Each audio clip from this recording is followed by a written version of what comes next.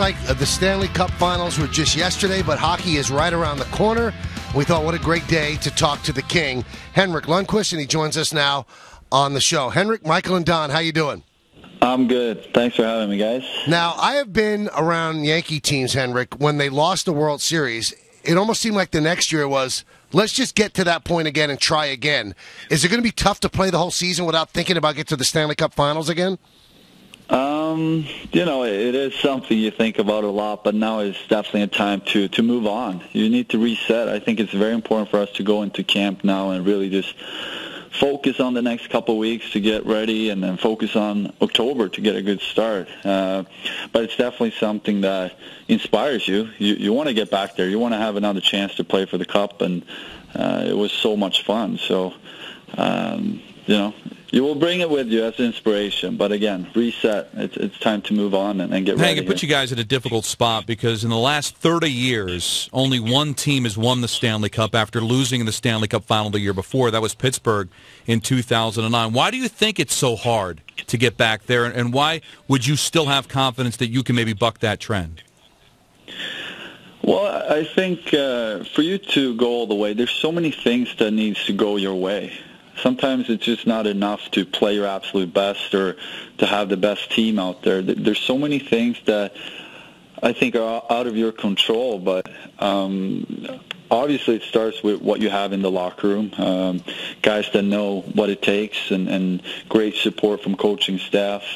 But then again, you need everything to work for you at the right time, and I think for us, looking back at last year, the playoffs, we got going at the right time, turned things around during the playoffs, and we did have a great run. But you think back of that and remember, there were some bounces that really went our way during the playoffs, and you need that, and to be there in that same position the next year.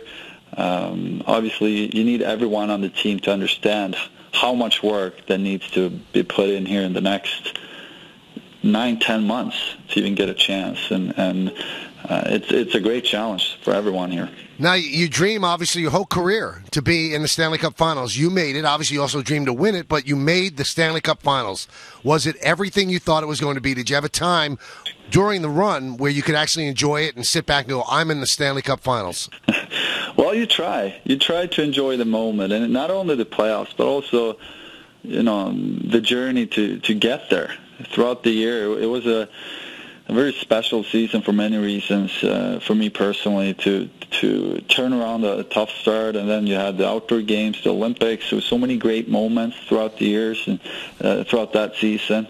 And then when you get into that position where you worked so hard for 8, 9, and even 10 months, you have to enjoy it, even though you're so focused on trying to play the game as good as you can. If you don't enjoy it, it's a shame, but with all that pressure and excitement, sometimes it is hard to live in that moment and to step outside the bubble a little bit and take it all in. But it was definitely something that you will remember. It was a great experience for so many reasons, and to feel the excitement in New York and the fans, it was just a cool thing to be a part of. And it was cool for me to see it on the outside looking in and being around the team during the course of your run, and how a bond developed with the teammates that you had, Henrik. So how difficult it is to see an Anton Stralman, a Brad Richards, a Brian Boyle, and see those guys go. Is that just the business of it, or is it difficult to see that bond broken? That's how it works. Every year, you come into training camp, and the team is different. I've been here for 9 years now, and it's always a different look and a different feel going into a new season. You're not sure of how you're going to start, and it's always exciting to go out and you get to know new players, but it's always a tough part too to see teammates leave. Guys you play with and you're good friends with, but it's something you learn to live with, and at the same time you see guys go, but you also get an opportunity to get to know new guys and new players, and I think that's also a fun part about playing this game. You get to meet so many great people and players that you learn from, and they inspire you too in different ways. So I look forward to see the new guys here and what they can bring and how they can help us. Talking with Henrik Lundqvist here on the Mike O'Kay Show. With the changes that have been made, Henrik, is this a better team than last year, or is it remain to be seen? Well, it's up to us to show you guys, but I have a good feeling. The core group is still here, and like I just said, every time you go into a new season, it's a process for everyone to find their roles and to get going the right way and get the system working.